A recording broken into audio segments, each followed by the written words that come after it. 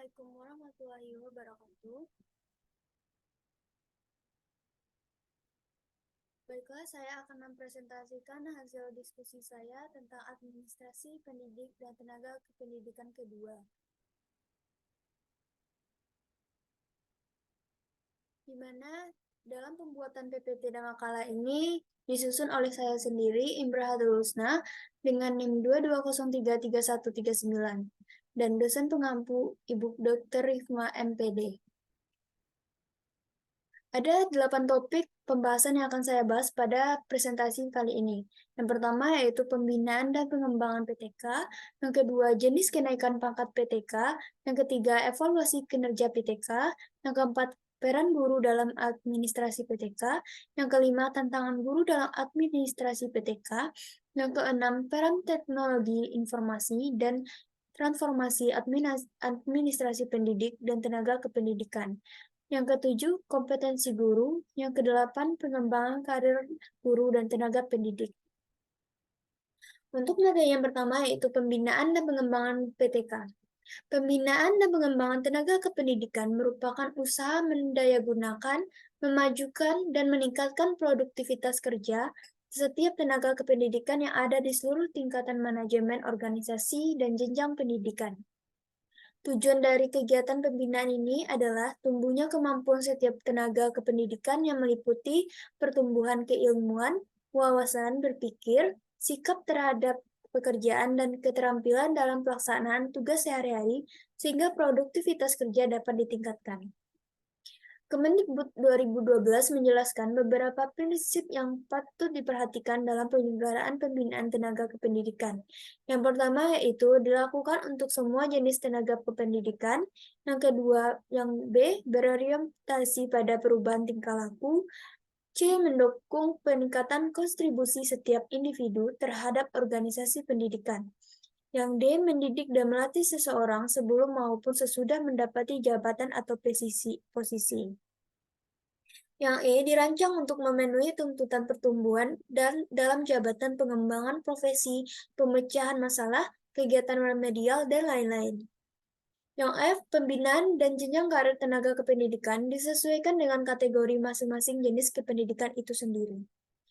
Jika ditinjau dari sudut manajemen secara umum, proses pembinaan dan pengembangan meliputi beberapa langkah.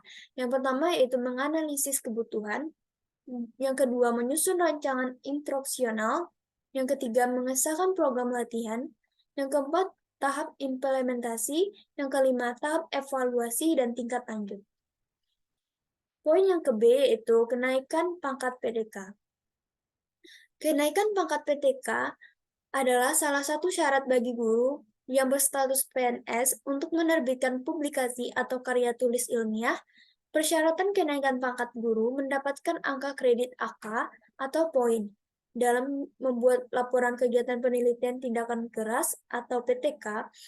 PTK merupakan salah satu karya tulis ilmiah yang digunakan oleh guru untuk mengajukan naik pangkat dalam bab PKB atau pengembangan keprofesian berkelanjutan.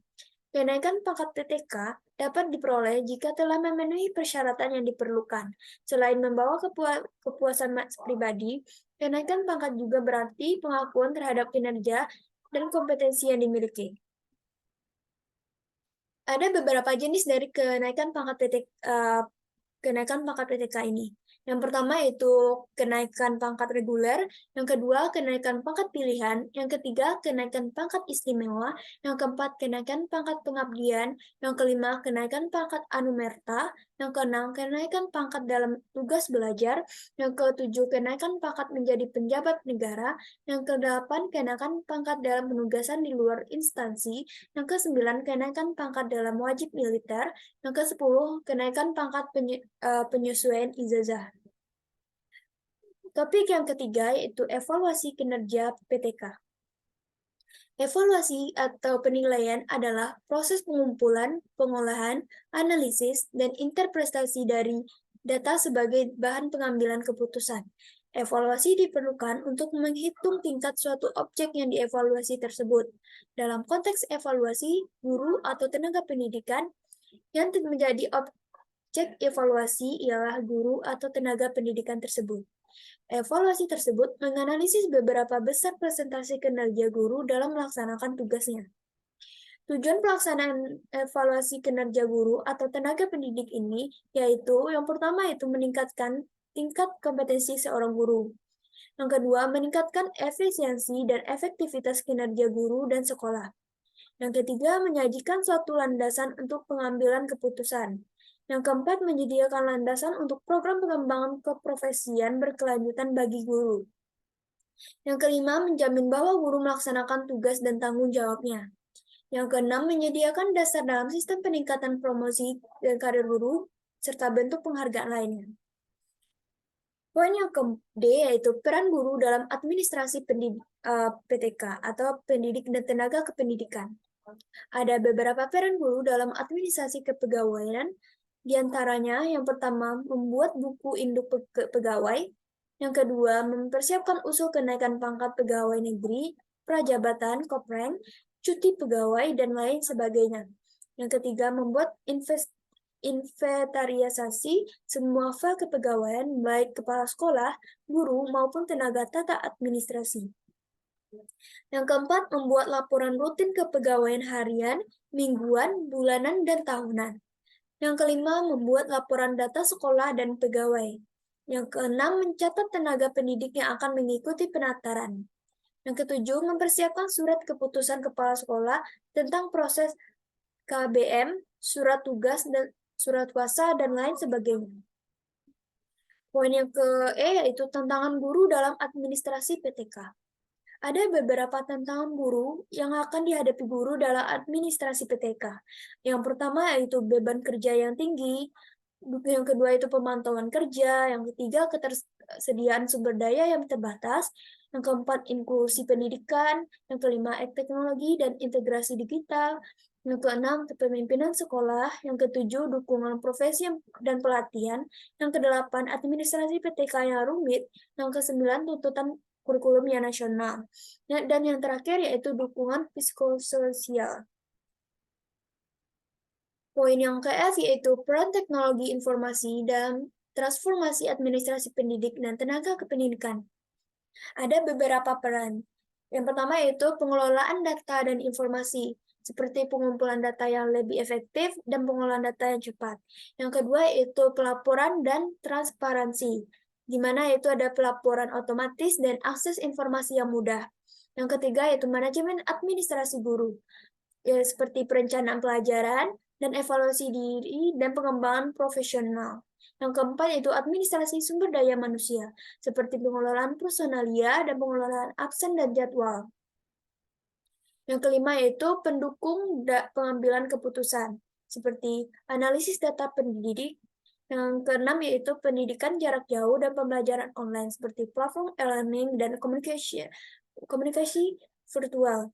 Yang ketujuh yaitu keamanan dan data privasi, seperti perlindungan data pribadi. Poin yang ke-G yaitu kompetensi guru. Berdasarkan Undang-Undang Nomor 14 Tahun 2005 tentang guru dan dosen, terdapat 4 kompetensi yang harus dimiliki oleh seorang guru. Yang pertama yaitu kompetensi pedagogik, yaitu kemampuan atau keterampilan guru dalam mengelola proses pembelajaran atau interaksi belajar mengajar dengan peserta didik.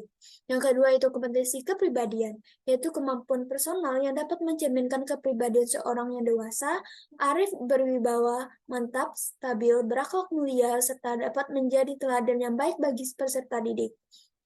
Yang ketiga itu kompetensi sosial, yaitu kemampuan guru dalam berinteraksi, berkomunikasi secara efektif dengan peserta didik, sesama guru, orang tua wali, peserta didik, masyarakat di sekitar sekolah, serta pihak-pihak terkait lainnya. Kompetensi yang keempat yaitu kompetensi profesional, yaitu kemampuan atau keterampilan yang harus dimiliki guru agar tugas-tugas keguruan dapat diselesaikan dengan baik dan benar. Poin yang ke-H yaitu pengembangan karir guru dan tenaga pendidik. Beberapa hal yang dapat dilakukan dalam pengembangan karir guru dan tenaga kependidikan. Yang pertama yaitu meniti karirnya melalui jenjang kepangkatan yang didasarkan atas angka kredit yang telah didapatkan dan dikumpulkan. Yang kedua yaitu berpartisipasi dalam forum atau kegiatan ilmiah profesional. Yang ketiga yaitu melakukan penelitian atau pengajian kerja profesional. Yang keempat yaitu mengikuti pelatihan dan pengembangan guru yang diselenggarakan oleh pemerintah, lembaga pendidikan, atau organisasi keguruan. Yang kelima yaitu meningkatkan kompetisi dan kualitas profesional secara berkelanjutan melalui kegiatan pengembangan diri. Yang keenam yaitu meningkatkan kemampuan personal yang dapat mencerminkan kepribadian seorang guru yang dewasa, arif, berwibawa, dan berakhlak mulia, serta menjadi teladan yang baik bagi peserta didik. Yang ketujuh yaitu berinteraksi dan berkomunikasi secara efektif dengan peserta didik. Yang kedelapan itu pengembangan kurikulum dan pemanfaatan teknologi informasi untuk kepentingan kependidikan. Baiklah, sekian presentasi dari saya. Saya mohon maaf jika ada kesalahan atau kata-kata saya yang kurang menarik. Saya akhiri, wabillahi taufiq wal hidayah. Assalamualaikum warahmatullahi wabarakatuh.